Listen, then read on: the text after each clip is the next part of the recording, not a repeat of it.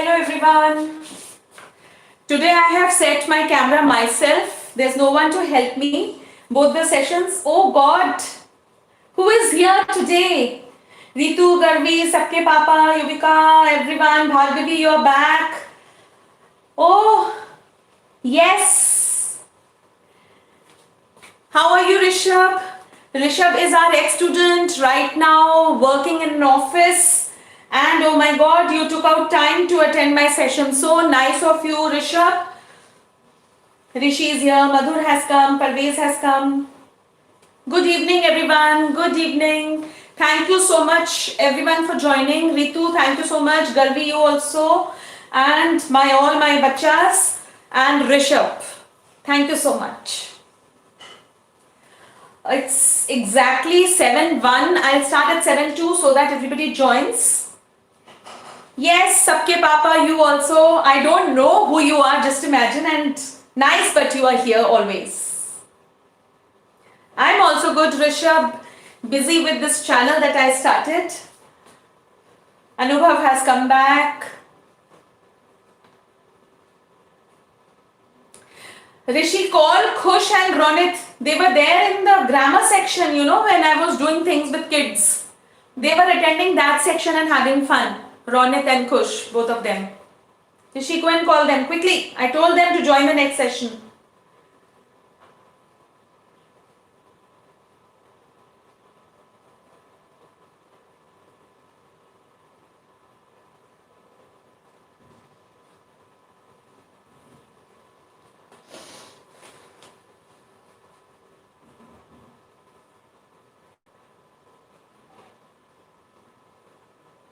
Mohit has joined. Alright, so let us start. This poem is a very simple poem, and Chinmay, if you are watching, I don't know when you watch, there is a student Chinmay who is not of our school who has requested us to do this, and I'm going to post the video of its question answers also. I think today or early tomorrow morning I'll post it. And but this poem is very simple. The words and all are not very difficult. But the poet has used these poetic devices. A lot of poetic devices have been used, but they actually mean a lot. They are actually, the poet has used such nice words to show the agony or desperateness of a tiger who is put into a prison. Tiger, king of the jungle. God made him the king of the jungle, made him the strongest. He's not afraid of anyone, the tiger, the cat family, the wild family. So majestic they look when they walk. And they were created to be living in the jungle.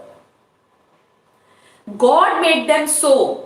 And God made them strong. It has got, very sharp teeth, fangs, it is called white teeth, all, those long ones, and the claws in the paddy hands, in the center, the tiger, the cat family, even the cat, cat also belongs to this. Cat, tiger, leopard, cheetah, lion, all these belong to the cat family.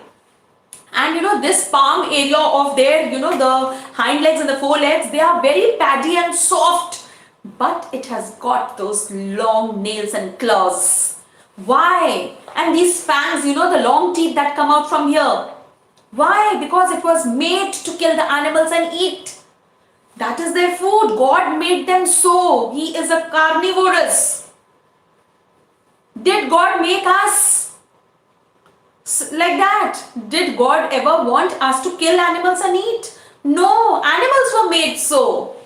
They kill, their own animals. There's a chain that the animal family, the food chain that they follow, right? The birds eat something. That small animal eats something. It has a long chain that has been created by God. Why do we go and disturb their lives? And you all must have seen those movies on, this Jurassic Park and Godzilla and all that. Everywhere, these dinosaurs and whatever the animals they show, they all do not like human interference in their world. It is their way.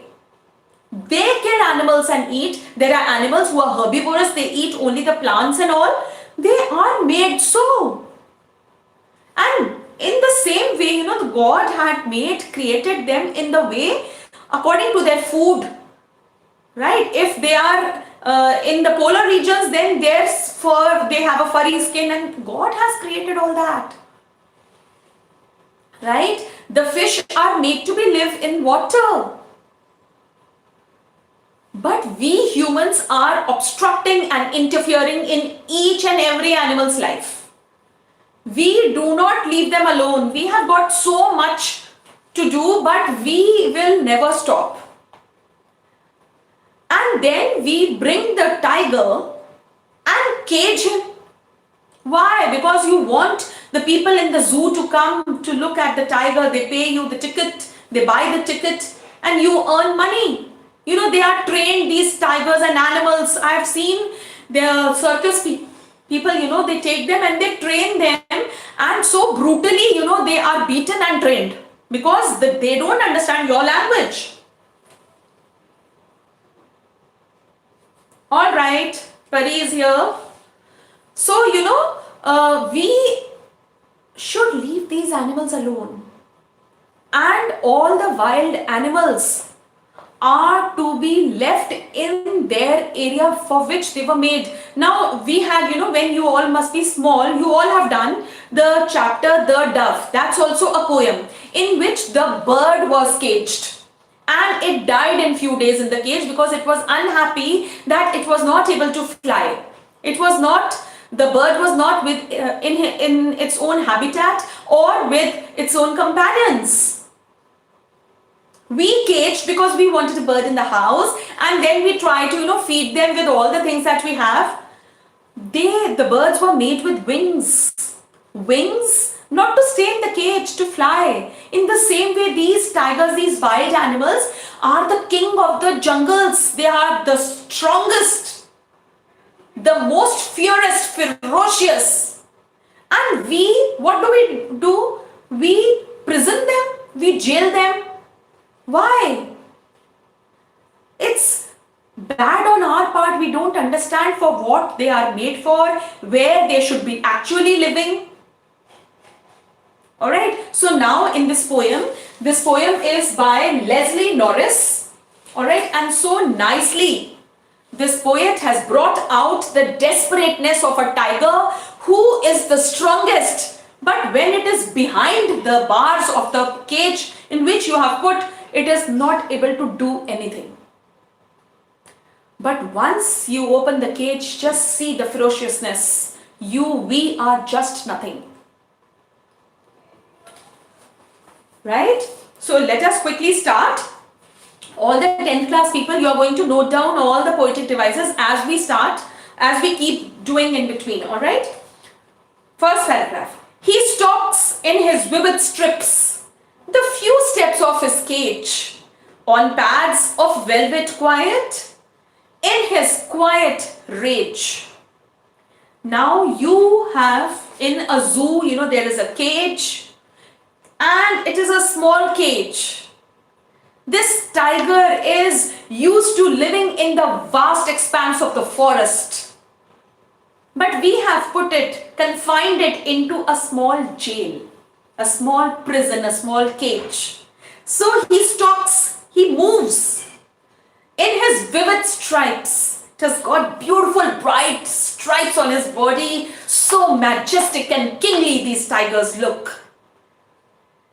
So majestic. Just see them, the way they walk. Fearless. The courageous animals. Alright? Nice and bright. Move about. But it was made the king of the jungle to be free and move in the big jungle. In the vast expanse of the jungle. No, we have caged him and we have given him this, the small area to walk through. So it just stalks, it can go from here, one corner to the other. Just stalk in that cage. On the pads of velvet quiet, his pads are all velvety. This area of all the forelimbs and the hind limbs, the ones in the front, the legs in the front and the back, they are all very paddy and very soft. Alright. In his quiet rage, and the tiger is actually very angry. Quiet rage. Just see the words that the poet has used. It has used quiet rage. What is rage? Rage is fury. Rage is anger. Quiet rage. But right now, he cannot show his anger. He's very angry. He's very furious. You have made him a captive. But it can't do anything behind the bars. So it is quiet. It is controlling its fury. So quiet rage. Now quickly we'll see again all the poetic devices.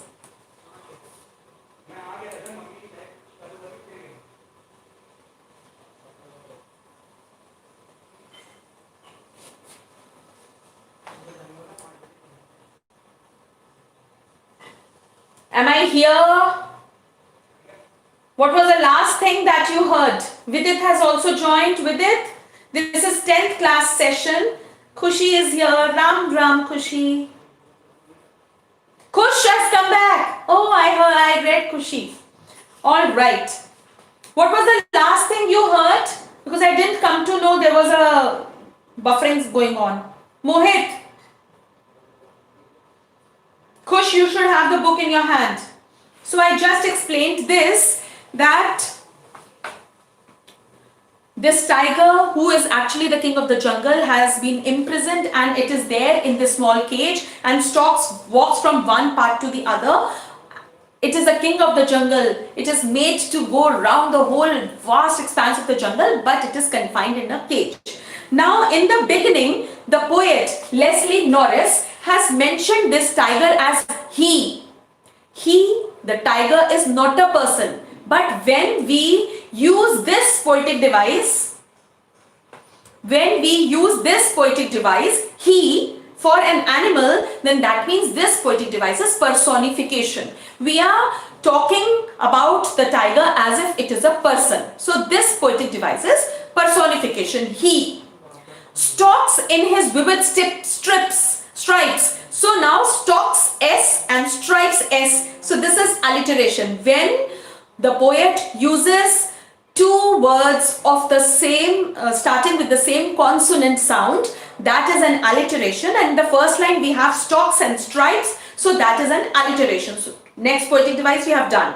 Then is the few steps of his cage on the pad of velvet quiet. Velvet. Now this part is so paddy that it looks like as if it is made of velvet. Velvet is a material.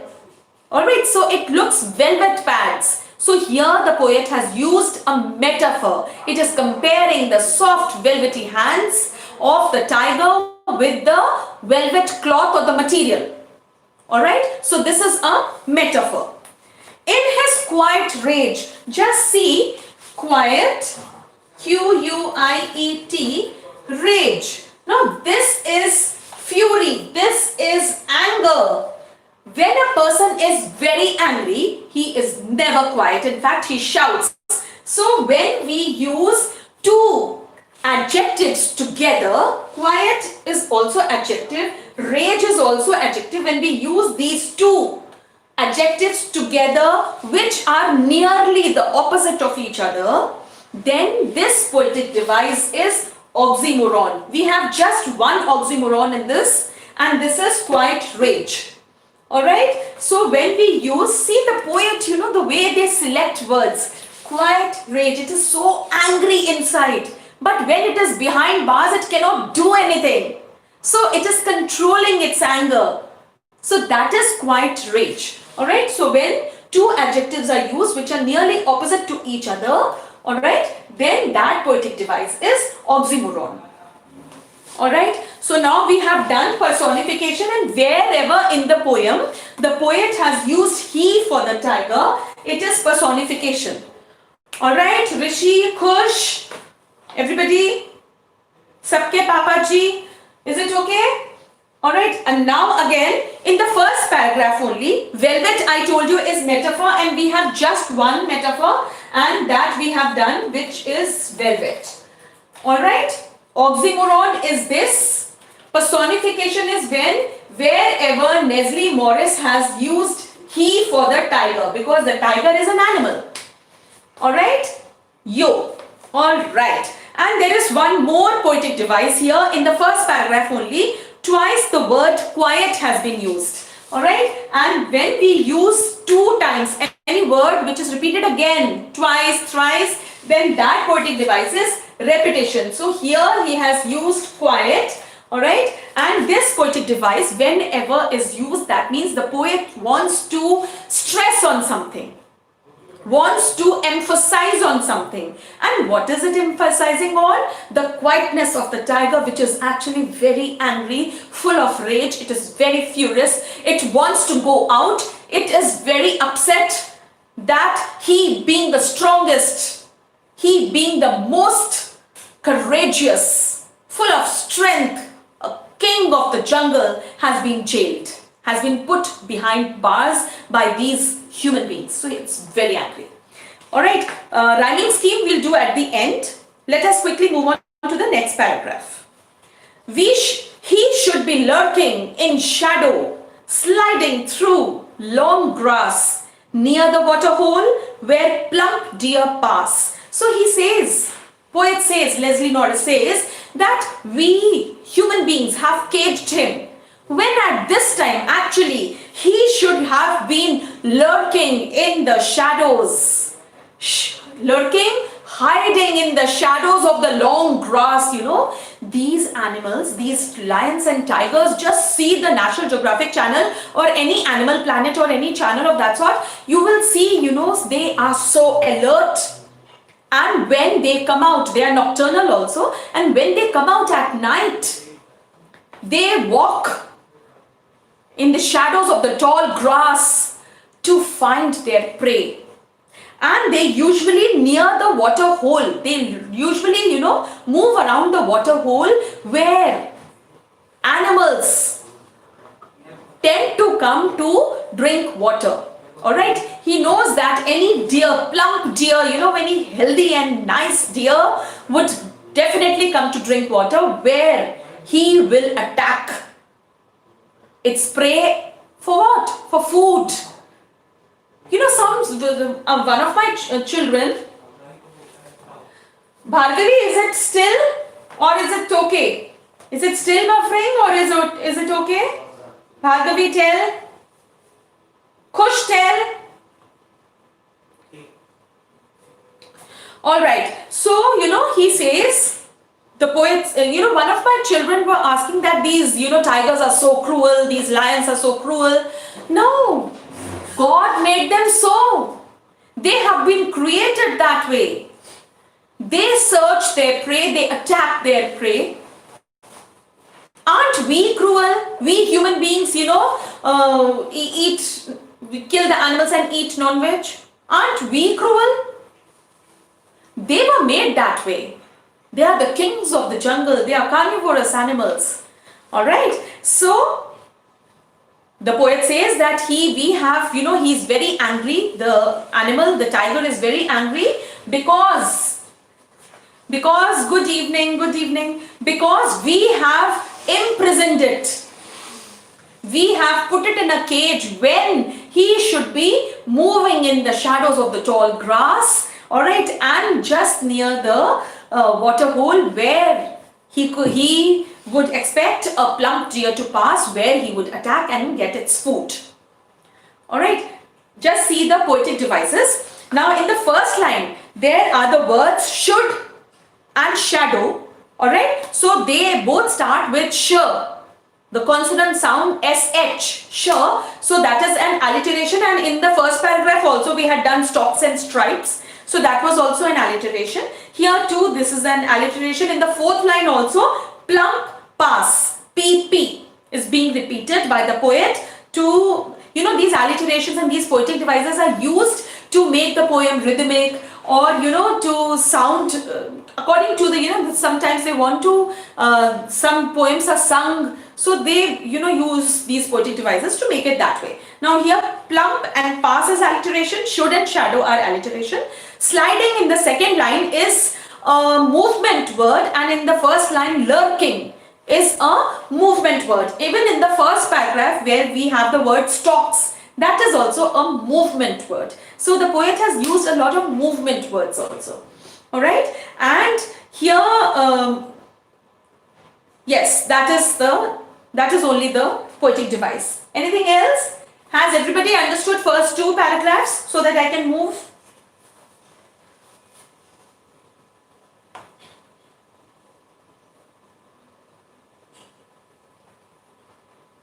All right, no one is writing anything.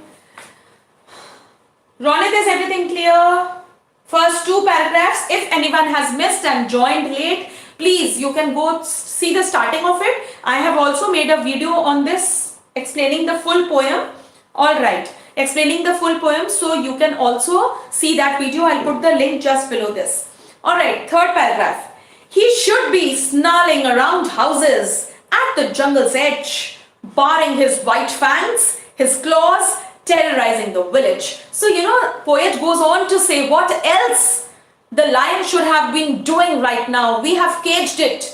But actually, he should have been snarling around the houses, which was just at the edge of the jungle. He moves at night and he has that snarling sound. This is a sound word, and any sound word which we talk about are all onomatopoeia. You all know sound words, poetic devices, onomatopoeia, and here the word is snarling. When it roars very softly, but it is, the people get terrorized that there's a tiger outside. All right, baring its white fangs, his claws, terrorizing the village. So what he does, he moves around and he has got those fangs and the long teeth at the corners. It has got very sharp claws. Alright, this part is paddy, but the nails, the claws are very fast, very strong and very sharp. They are actually made for tearing. And then, these fangs and these claws, they tear the animal and then they eat. Alright, so it has been made that way. So right now we have put him in the cage, but we have stopped him from what his daily routine was, and that was to move around the houses just at the edge of the villages where just at the edge of the jungle where the villages are, and terrorizing the people of the village with its fangs, white fangs and claws. Alright, but now what we have done, we have put him behind the cage, behind the bars. That is why its rage, its fury is a lot, but it is trying to control it. He is trying to control his anger. Once you open the cage, oh God, what will happen? Okay, fourth paragraph. Let me just see whether there was a poetic device here or not. Barring his white. Alright, we'll have the rhyme scheme which we'll discuss later. I have already told you that this onomatopoeia is a sound word and here the word is snarling. Alright, just one. Fourth paragraph. But he is locked in a concrete cell, his strength behind the bars, stalking the length of his cage, ignoring visitors. But now, you have put him in a concrete cell. What is a concrete cell? A cell which is made up of, cement and all the iron things, and it's a pakka thing. So you have put it into a concrete cell, which he can't break. His strength behind the bars, you have locked his strength behind the bars. Just let it come out and he'll show you his strength. Alright, so he is locked again. The tiger is being referred to as he, and this is personification. Alright, concrete cell, his strength behind bars, BB, behind bars, BB, alliteration, stalking the length of his cage, ignoring visitors, and this tiger is just not bothered about the visitors who are coming to the zoo and looking at it and saying, oh, see, the tiger is there, oh my God, look at its fangs, look at its claws. He just ignores the visitors. He's just not bothered about the people moving there. It's so angry. He doesn't want them. We interfered in their lives. They were living in their own jungle. Why do we interfere in their lives? We go through that deforestation thing. We are spoiling their habitat. We bring them for our merriment. Why to lock it in the zoo? Because you want People to come to the zoo, buy a ticket. Why do we bring them to the, these circuses and train them? Why should they be trained? Train men. Teach them things, the moral values. Why to the animals? They were made to be in the jungle. Right? So, let us see the poetic devices here. Stalking word has been used. This is a word of movement. Alright, and behind bars, BB, this is the alliteration. Alright, and someone told me, someone asked me in the class, concrete cell. Concrete cell, both are starting with C. But they are not alliteration, because alliteration is depending on the sound. Concrete sound starts with K and cell is with sir. So K and sir, they are not the same sounds. So it is, both of them are starting with C and both of them are consonants, but they are not alliteration.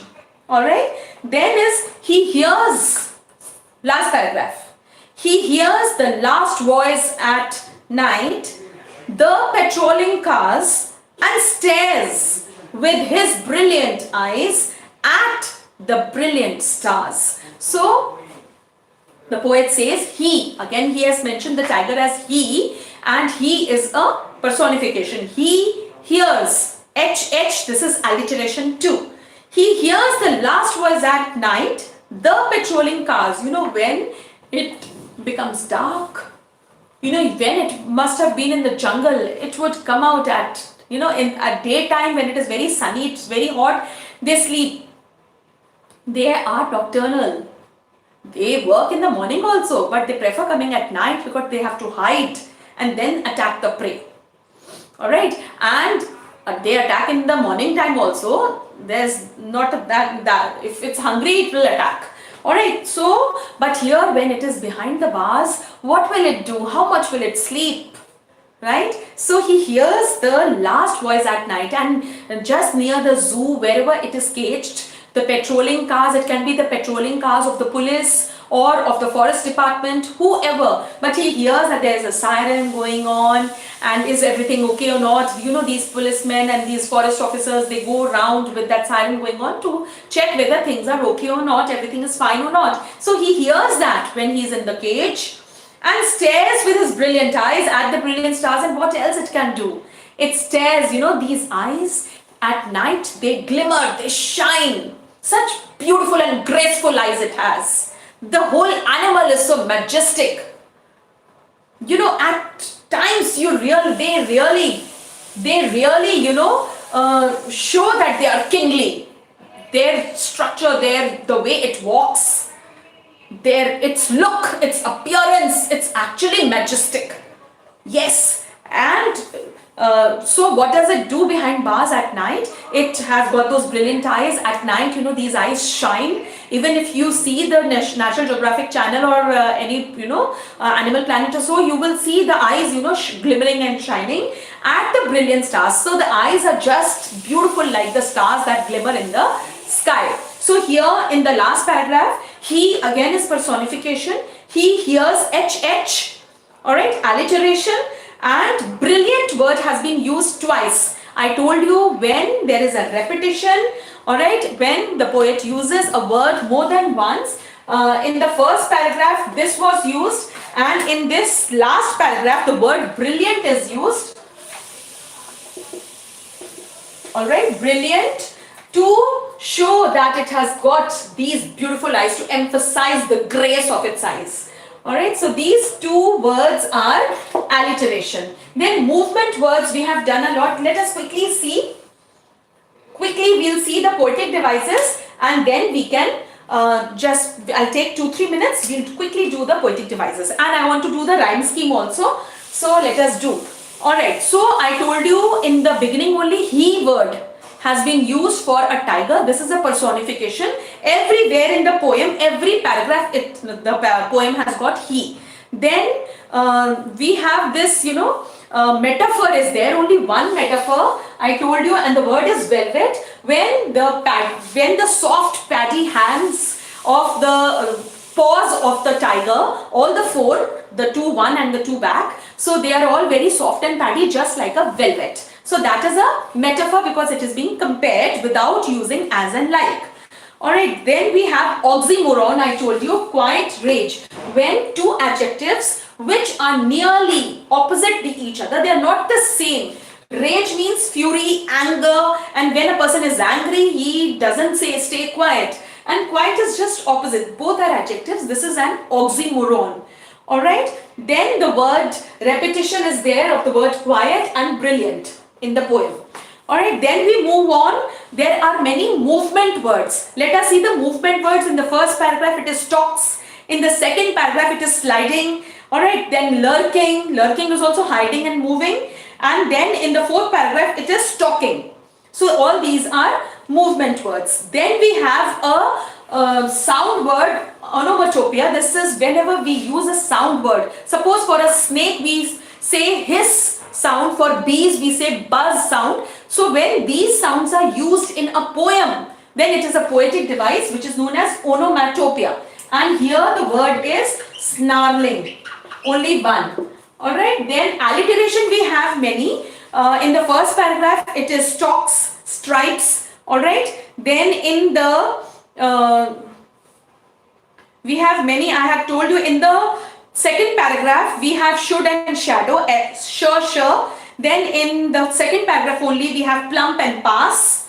Alright, yes, and then in the again in the fourth paragraph we had behind bars BB. Then in the last paragraph we have he hears, he HH. Alright, so they are the alliteration. Metaphor we have done. Imagery. What is imagery? When poet uses such words which you can imagine, that picture comes in your mind. So the imagery is of number one, vivid stripes. We can imagine the tiger having those bright stripes on the golden body. Those black stripes, they shine and they look so beautiful. So we can imagine that. Alright, so vivid stripes. And we can also imagine the we can also imagine the tiger lurking behind the shadows. See, lurking in shadow, sliding through long grass. We can imagine, it is hiding and moving in between the long grass. So here this is also imagery. Alright, this line is imagery. Alright, now again, the poetic device contrast. Now there is, in the whole poem, we can see the poet contrasting the life of a tiger when it is in a jungle, how it would be. It would be lurking in the shadows, it will be, hunting for animals, right? And moving just near the water hole so that when the plump deer passes, it would attack for the prey, for its food. Right? So the contrast is that now when it is inside the cage, you have just locked its strength. So there is a contrast in its life when it was in the jungle and now in the cage, and the strength of this king of the jungle when it would be in the jungle, and that we have locked behind the bars. So there is a contrast in the whole poem. Alright, and the next poetic device, let us see if I have not left any. Rhyme scheme I'll write a paragraph and tell you the whole poem has got the same rhyme scheme. Alright. Personification we have done wherever he is used. Onomatopoeia we have done. Oxymoron I explained. Alliteration we have been doing. Same consonant sound words. Metaphor is just one, that is velvet, when the paws are compared with the soft velvet. Then imagery, when we can imagine, there's a flash of imagery in our brain. Contrast, the life of a tiger inside and outside. Repetition, I told you there are two words which are being repeated, quiet and brilliant. And movement words are there, which I have already told you. Now I'll quickly rub this, alright, and I'll tell you the rhyme scheme. We'll quickly do with one paragraph. The rhyme scheme is same for all the 4 paragraphs, all the 5 paragraphs. Now, how do we do the rhyme schemes? We see the last words of each paragraph. Alright, of each line of the paragraph. So last word of the first paragraph line is stripes, then is cage, alright, then is quiet, and then is rage. So in the first one, we put A. Stripes is different than cage, so we put a B over here. Quiet is not same with any, so this becomes C. Alright, and then rage. Cage and rage are same, so we put a B. So the rhyme scheme becomes A, B, C, B. Alright, now let us see the one more paragraph we'll see, and then we'll the session will get over. Let us see the fourth paragraph. The last word is cell. The second word is vase. The third one is cage. And the fourth one is visitors. Alright. Cell is A. Bars is B. Cage is C. And bars and visitors, it is almost the same. So this is B. So the whole poem has got a regular rhyme scheme A, B, C, B. Alright? A, B, C, B. If you have any problem, you can definitely write in the comment section and ponder over this, whether we should cage animals or not. There are people who keep rabbits in the house. There are people who cage birds, parrots. They have got wings. We need to, make them free, let them fly. They have been made by God, created by God to fly up in the air. Because, God gave them wings. They are very delicate ones. These birds are very delicate ones, but they were made. So that is why they got wings, so that whenever there was danger, they would fly high in the sky, soar high and enjoy life. Everyone has got something good given by God. Why disturb their lives? Isn't it? So we should not cage animals and we should not interfere in their lives. We should not go into jungles and cut trees because that is their habitat. We should find judicially from where they should cut trees. We should not spoil the habitat of people, of the animals. Alright, otherwise they get furious on us. Let us all live nicely. Maintain the balance, the ecological balance that God created. Maintain that. Alright, we all are interdependent. Human beings, plants, animals, we are all interdependent. Do take good care of yourself. For any problems, please let me know and I'll put the question answers video of this by tomorrow. Alright? Goodbye.